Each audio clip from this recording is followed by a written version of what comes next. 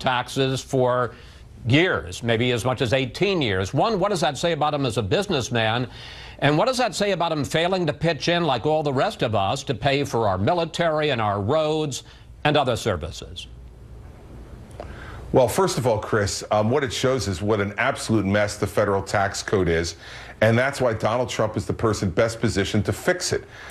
There's no one who's shown more genius in their way to maneuver around the tax code and to rightfully use the laws to do that. And he's already promised in his tax plan to change many of these special interest loopholes and get rid of them so you don't have this kind of situation. And I think the worst part, Chris, is this is the tax code that people in America suffer under every day.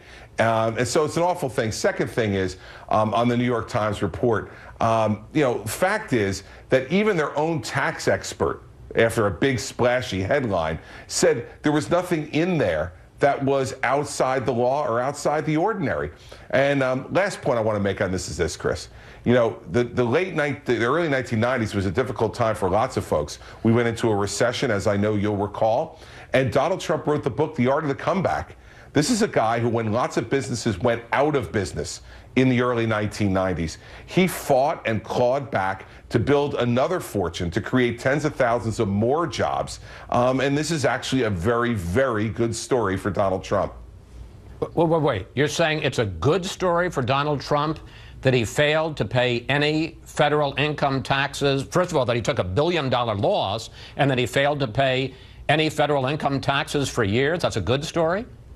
Well, Chris, first of all, you don't know that he didn't pay any federal income taxes for years. All the story said was that that kind of loss can be used for up to 18 years.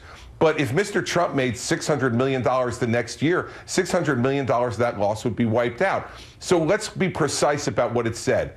The New York Times does not have any information in that story that says Mr. Trump did not pay taxes. All they did was quote the law, which says if you have that kind of loss, that you can use that kind of loss to offset income for 18 years.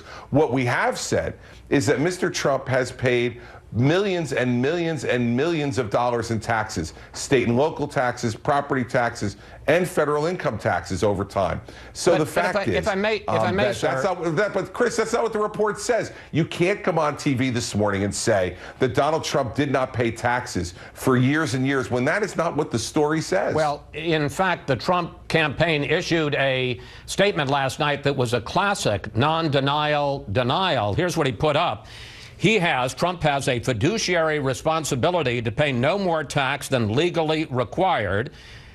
It's in effect what he said in the first debate. If he paid no taxes, that makes him smart. I mean, I assume that if he had paid lots of taxes over those years, he'd have told us so. Well, that's a big assumption on your part, given that the advice he's gotten, and by the way, this proves that the advice he's gotten from his lawyers and accountants is the right advice. Because if you're talking about a tax return from 1995, and all of you in the media have been saying, well, why don't you release the tax returns that aren't under audit? Well, they're all connected because of the Byzantine tax laws. And the genius of Donald Trump has been to make sure that he follows the law, which is exactly what he's done.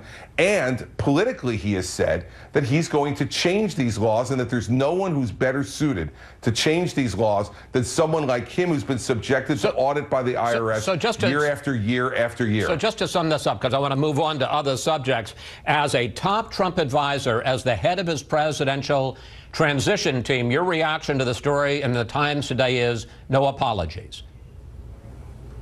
Oh, for gosh sakes, no apologies for complying with the law. And by the way, taking a bow for the fact that he has said well before this story ever came out that we need to change the tax laws because they are harming Americans every day with their complexity and favoring people that they shouldn't favor. And Donald Trump has been the one person who, against his own personal interest, has said that he wants to change those tax laws, and as president he will. That's the kind of leadership America needs. And one last thing, Chris, you know, about the losses. The fact is that this is a guy who rebuilt his entire business empire after the recession in the early 1990s, wrote The Art of the Comeback. Let me tell you, America needs a comeback, and we need somebody like Donald Trump to lead that comeback. All right. Here we are 6 days after the first debate, and Donald Trump is still talking about the former Miss Universe, Alicia Machado, and her weight gain. I want to put up the tweet that he wrote at 5:30 a.m. on Friday morning. Did crooked Hillary help disgusting, check out sex tape and past, Alicia M. become a U.S. citizen so she could use her in the debate? And here was Clinton's response. Who gets up at 3 o'clock in the morning to engage in a Twitter attack against a former Miss Universe? Governor, if you believe the polls, Trump's two biggest problems right now are questions about his temperament and the fact that he has a 20-point gender gap when it comes to women. So why on earth is he still talking about a beauty queen's weight? You know, I have to tell you the truth, Chris. The stuff you guys focus on amazes me. At the same time, we have Hillary Clinton. Wait a minute. He put out the tweet at 5:30 in the morning. We didn't. Well, you know, Chris, lots of tweets get put out all the time by this candidate and by other candidates as well. Here's the thing, Chris. You look at what's happened here. You're talking about why is Donald Trump, after 6 days, tweeting about that? Why is Hillary Clinton still attacking, and we now have evidence of her attacking Bernie Sanders supporters, calling the people who live in their parents' basements? This is to add to the basket of deplorables that she's referred to Donald Trump's supporters as. This is a woman who, if you're not a part of the Northeast elite, she apparently has no use for you. Yet we're talking about a tweet about a beauty pageant. I mean, I got to tell you the truth. With ISIS on the rise, with the problems that we have with our economy and job creation, as a governor who's practical and has to worry about solving problems every day, I really can't believe I'm spending time on a Sunday morning program talking about it. Well, I'm a little surprised that Donald Trump sent out the tweet. Let me ask you about something else that he said in an interview with the New York Times, which is that he's going to go after the Clintons' personal scandals. Here's what he told the Times. Hillary Clinton was married to the single greatest abuser of women in the history of politics. Hillary was an enabler, and she attacked the women who Bill Clinton mistreated afterward. Governor, that's what he was telling the New York Times on Friday. He wasn't talking about ISIS, wasn't talking about taxes. He was talking about the way the Clintons treated women.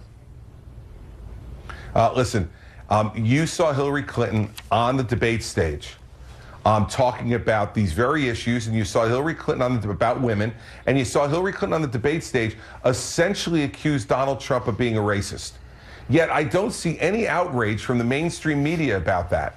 The fact is that Donald Trump's entire life has been towards making sure that everyone in America has an opportunity at a great job. Everybody in America has an opportunity to build wealth. That's what he's been about during his career. Yet you have Mrs. Clinton on stage talking about and essentially saying that Donald Trump was a racist.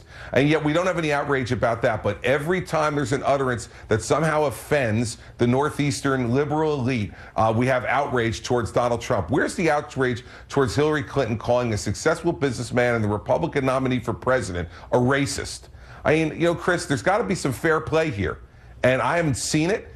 And I'm not going to jump to every piece of bait that people throw up when nobody is spending time talking about the outrageous things Hillary Clinton said on that debate stage less than a week ago. Governor, you were prepared you were involved in preparing Trump for the first debate, and afterwards, seven unnamed campaign advisors talked to the New York Times about the fact that they think that Trump did not prepare adequately for the debate. Let me put up some of their criticisms. They say Trump campaigned instead of rehearsing. There were too many people on his prep team, and Trump found it, quote, hard to focus.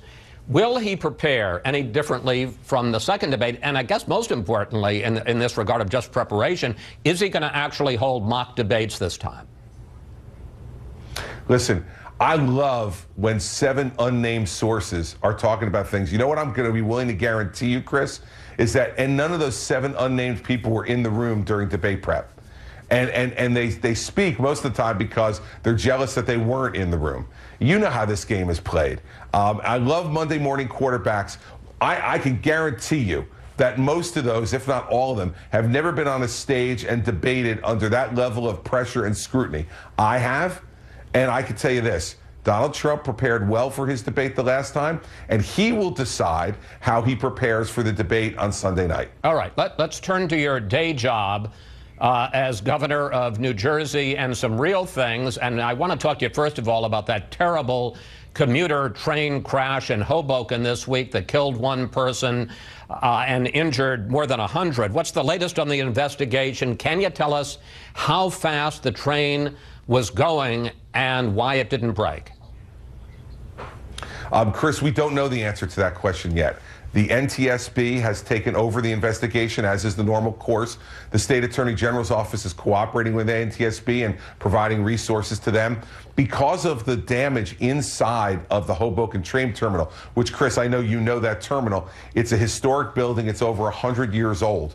Because of the damage, they have not yet been able to access all of the train cars. And so we can't get all the information we need yet. I'd also caution that the NTSB inspector herself, when she came on Friday, said that this was going to be at least 7 to 10 days before they had anything to say. I think it's safe to say, as I've said before and Governor Cuomo has said, that the train came into the station too fast. We don't know why that is. We don't know if it was error by the engineer, whether there was a medical emergency with the engineer, which caused him to lose control, or whether it was some other type of mechanical failure. But let's take a deep breath. Let's let the NTSB, who does a great job on this stuff, do their work. And we have crews there right now removing debris to make it possible for them to be able to access the train cars, the recorders, and all the information on the train. And we'll get to the bottom of this. As I said to the people of New Jersey last week, this is an awful tragedy, but it's one where I remember my time as a prosecutor. You don't jump to conclusions. You let the facts lead you to the appropriate conclusions. Governor, and we'll participate with the NTSB in every way on that. Governor, I've got to ask you about one last question, and that is that while all of this is going on, that 2 of your former aides are on trial for their alleged role in Bridgegate, allegedly shutting down lanes leading to the George Washington Bridge to punish a Democratic mayor who refused to back your re-election. David Wildstein, another of your former advisors who's pleaded guilty, says that at this meeting, and we got a couple of pictures up on the screen, at a 9/11 event in 2013, during the lane closures, that you and he and one of the defendants were joking about the lane closures. Your response to this, sir? Chris, nothing that's happened in that courtroom has proven anything different than what I said on January 9th of 2014, nearly 3 years ago, which is that I knew nothing about these lane realignments either prior to or during their occurrence, that I had no role in authorizing them, that I had no role in anything regarding these lane closures. And so the fact is that there's going to be all kinds of stuff that's said up in a courtroom, especially by someone who has already pled guilty to a crime. And so I'm not going to comment beyond that, except to repeat what I said before, that we've now had 3 investigations, by 2 of them led by partisan Democratic appointees, and none of them have come to any conclusion other than that I had no role, no knowledge, and no participation in this. And so we'll let the trial go. We'll let the jury make determinations as to the people who are on trial. And when it's over, there'll be more I'll be able to say. Governor Christie, thank you. Thanks for your time today, sir. Always good to talk with you. Chris, always great to be on your program. Have a great Sunday. Thank you. Up next, Senator Claire McCaskill.